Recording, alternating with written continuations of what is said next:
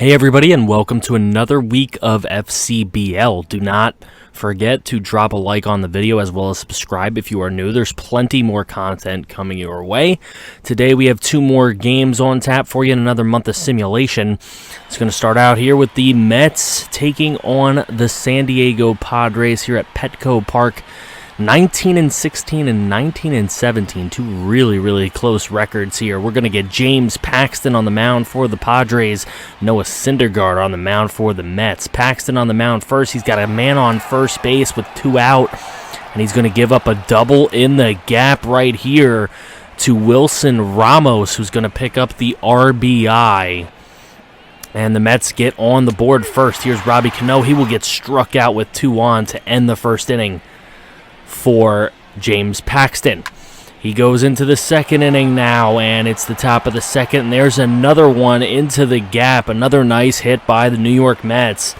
That's going to put a man on second with nobody out. Later on, that man would go over to third base with two out.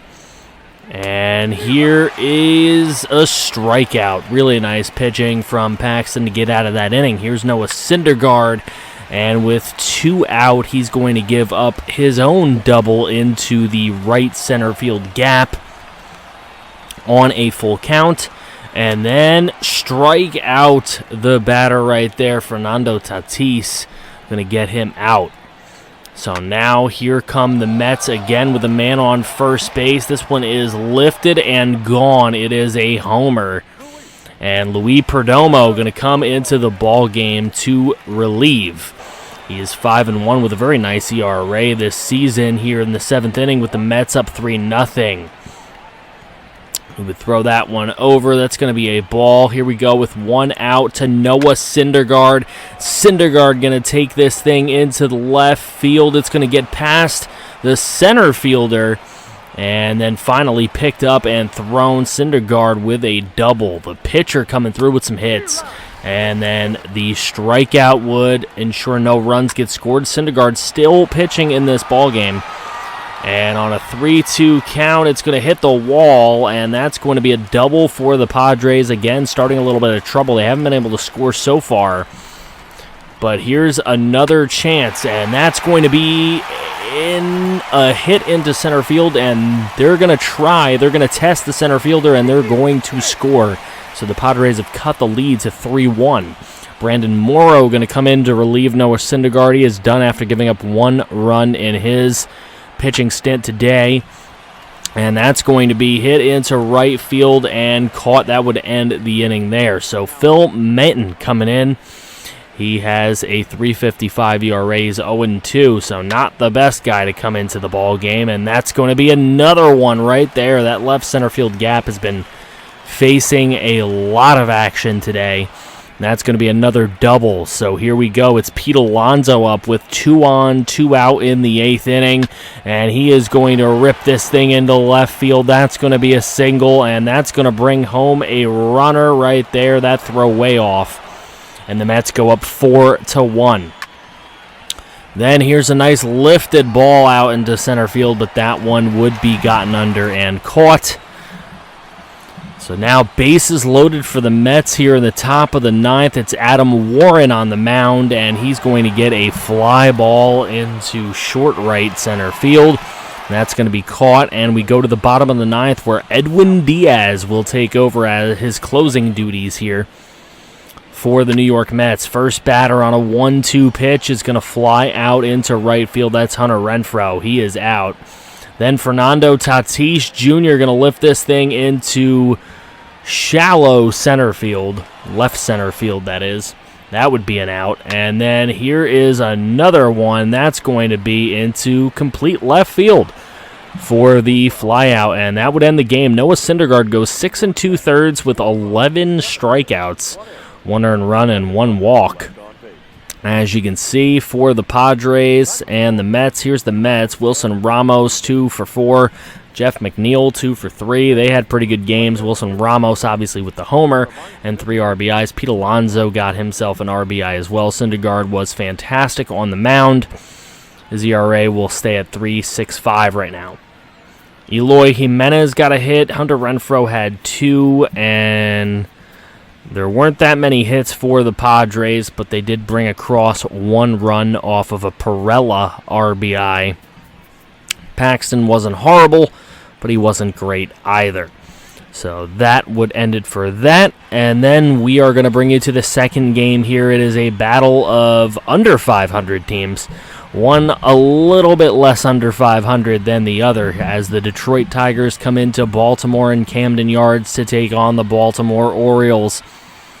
Let's see. We have got a 0-0 ball game in the bottom of the second with 2 outs, and that one's going to come off the wall for Baltimore. Mark Trumbo getting a hit there. Way to go. Nice double. And then here is a ripper into right center field. That one's going to fall, and Trumbo will come home. The Baltimore Orioles will take a 1-0 lead here at home. Fantastic play. Until it would be Nick Castellanos with the really close to foul home run shot, and that's going to tie the ball game up for these Tigers. Here's a hit out there by the Baltimore Orioles. That one's going to come off the wall in left center field, and that's going to be another double and another chance for the Orioles to put some runs up on the board here in a 1-1 game, bottom 5. Here is a ripper into center field, and it will be tracked down and caught out in center field. Tigers have nothing to worry about there. Now with the bases loaded, this is huge. Scott pitching for the Orioles right now. That's going to get ripped into left field, and that's going to bring home 1 run. It's going to be 2-1 in favor of the Tigers, but there's still none out and still bases loaded.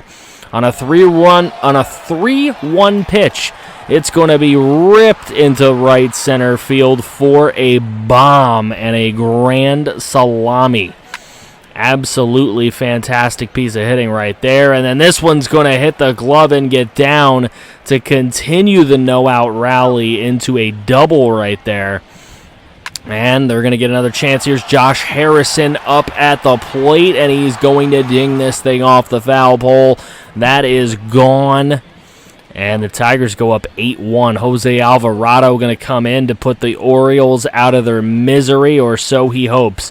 A 5.79 ERA on the season, so hasn't been his greatest season, but that would be out number 1. Now looking for out number 2 here on a 1-1 pitch. It's going to be ripped, and that's going to give the Orioles a little hope, as they do get a man on. Here is a 3-2 count. Do not want to walk this man here. Let's see. Alvarado going to walk him. However, later on, there would be 2 outs on a fielder's choice, and then this pop fly to end the ball game. Tigers come into Baltimore and win it 8-1. Nick Castellanos, player of the game, with his homer, as he started the scoring for Detroit. And as you can see, the grand slam hit by Griner was huge, and of course Josh Harrison's home run. So 3 home runs altogether for the Detroit Tigers in this one. Too much for the Baltimore Orioles to overcome. Tigers with 8 runs on 7 hits. So yeah, too much walking, too many errors, too many problems for the Baltimore Orioles. And as we can see as we go through this every episode, still nobody getting hurt. I'm kind of dumbfounded. I honestly don't know. Injuries are definitely on, so I have no idea what's going on.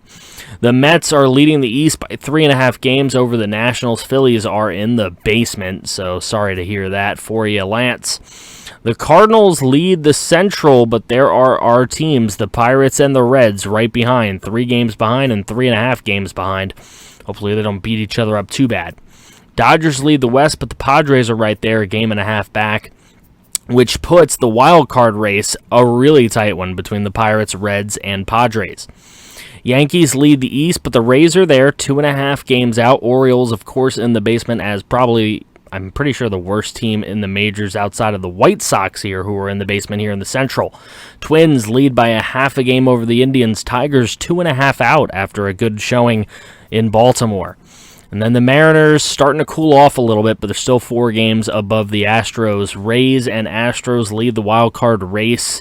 Indians are there 2.5 games out. Tigers 4.5 games out. So we'll see how that plays out. Now we're looking at some of the stats here. Aaron Judge leads in batting average in the American League, McNeil in the National League. As we roll through this, Machado has the most hits in the American League, which is kind of funny because he is on the dirtiest team. Judge leading in doubles, Colton Wong in the National League, triples, you could see Billy Hamilton.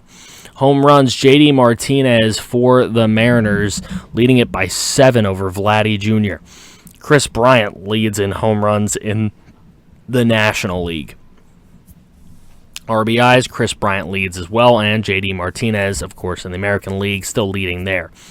So we're just running through some of these stats. We're going to go ahead and show you guys now your blue chip prospects for the draft, which will be coming up. We'll be doing